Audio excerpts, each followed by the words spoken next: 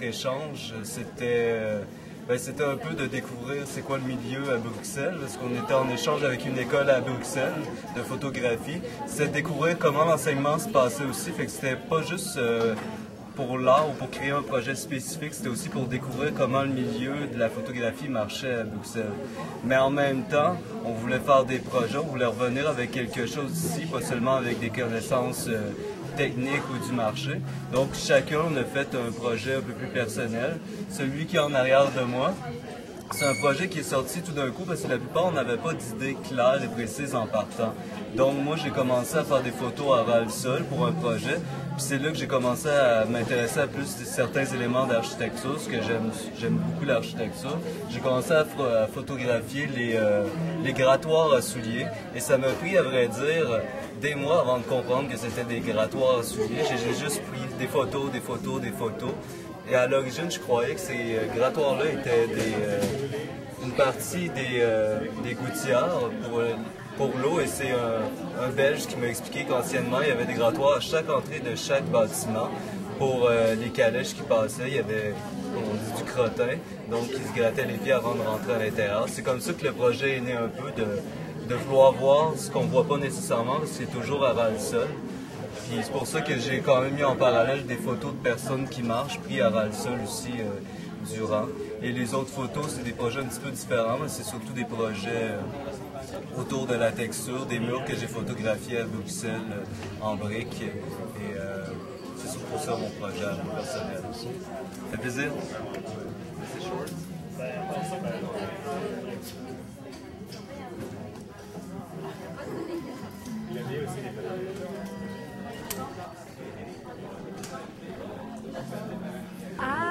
Moi, c'est Laurence Poirier. Ça, c'est mes photos. Puis, c'est ça. Je suis bien contente de faire une expo. Moi, je suis allée à Bruxelles, à Liège et à Bruges au mois de mars dernier. J'ai fait des Polaroids. En fait, c'est du film qui va pas... C'est pas le bon film qui va dans la caméra, en fait. Donc, les photos sont toutes un peu surexposées, disons. Ou, en tout cas, j'ai pas trop de contrôle sur... dans le fond, l'exposition des photos. Donc, puis j'ai bien aimé, c'est ça, donc ils ont tous surexposé un peu. Fait que j'ai bien aimé l'effet que ça faisait. Parce que le Polaroid, quand il surexpose, vu que c'est comme de la pâte, c'est comme beige un peu, genre, je trouve ça vraiment beau. C'est vraiment, ouais, c'est ça. Fait que, dans le fond, je fais comme un parallèle avec ma mémoire, genre, comme si la photo est surex, c'est comme...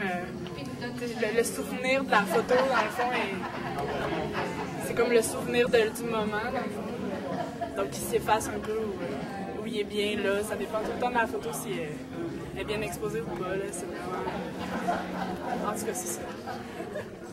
Bonjour, mon nom est Marie-Michel Duval-Martin.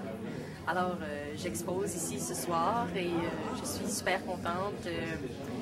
C'est le résultat d'un voyage en Belgique qu'on a fait en mars dernier. Et puis, c'est ça, j'ai fait un projet en me concentrant plutôt avec la technique de la Olga.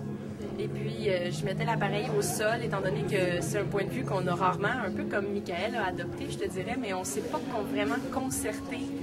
Alors, sauf que moi, au lieu de photographier les objets, c'était plutôt les paysages, prendre un point de vue qu'on n'avait pas couramment. Et puis, je me suis amusée alors avec la Olga et tout les hasards que ça peut amener, un peu comme le voyage qui, en fait, quand tu pars, tu as tout le temps une idée un peu préconçue de ce que tu veux faire.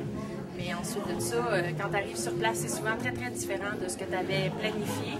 Et il faut jauger avec les imprévus qui se passent. Donc, c'est ça. J'ai vraiment aimé... mon voyage en Belgique, c'était en fait mon premier voyage, la première fois que je prenais l'avion. Donc, c'était énervant la première fois. J'ai eu peur que l'avion tombe, un peu comme tout le monde, là. Mais finalement, comme je suis là à vous parler ce soir, ben, l'avion n'est pas tombé. Puis, ça m'a donné la piqûre pour y retourner et pour sûrement faire d'autres voyages avec d'autres photos. Et je suis très satisfaite de mes résultats, donc je me flatte la bédaine. Je suis contente, je vais donner une petite bine. Merci beaucoup, j'espère que vous apprécierez autant mon travail que j'ai pris plaisir à le faire. On est devant ici une œuvre particulière, c'est celle qui a servi à l'affiche de l'exposition. C'est une photographie faite par Oriane. Alors Oriane, est-ce qu'il y a une influence dans cette photographie-là spécifiquement ou un parallèle avec l'œuvre de Nathalie Daoust présentement? Elle expose en Suisse une série d'images qui ont des similitudes en termes de représentation de corps nus dans la nature, dans des scènes un petit peu de genre carte postale.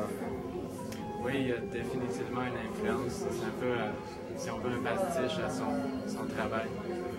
En fait, le début de cette journée, de notre voyage sur le Grand Mur de Chine, si on peut l'appeler ici, s'est passé avec Nathalie qui prenait des positions un peu dans ce genre-là sur le Grand Mur. Et puis, elle avec des vêtements, évidemment. Puis moi, je lui ai proposé pourquoi on n'en ferait pas une nue avec une tête dans un des trous qui servent à je ne sais pas exactement quoi. Et voilà. Et Nian Garguel. Ceci est mon projet qui s'appelle Les grands enfants de Beijing. Ce projet-là a été fait au mois de février dernier, ce qui est en 2008. L'idée, en gros, c'était un projet très personnel parce que quand je suis arrivé à Beijing, ce qui m'a touché le plus, c'était ces petits enfants-là qui me regardaient tout le temps avec leur sourire. Puis je me sentais très intimidé en même temps. Puis j'avais une espèce d'admiration pour eux, pour leur style de vie dans les banlieues de Beijing. Alors j'ai décidé de les prendre en photo la plupart du temps en participant à ce qu'ils faisaient. Des fois c'était des petits jeux, des fois c'était juste essayer de communiquer comme on pouvait. Et puis l'idée en gros c'était de vraiment les prendre à ras le sol, de très bas, pour leur donner encore plus de grandeur, puis montrer le monde un peu de leur niveau, à leur niveau. Voilà.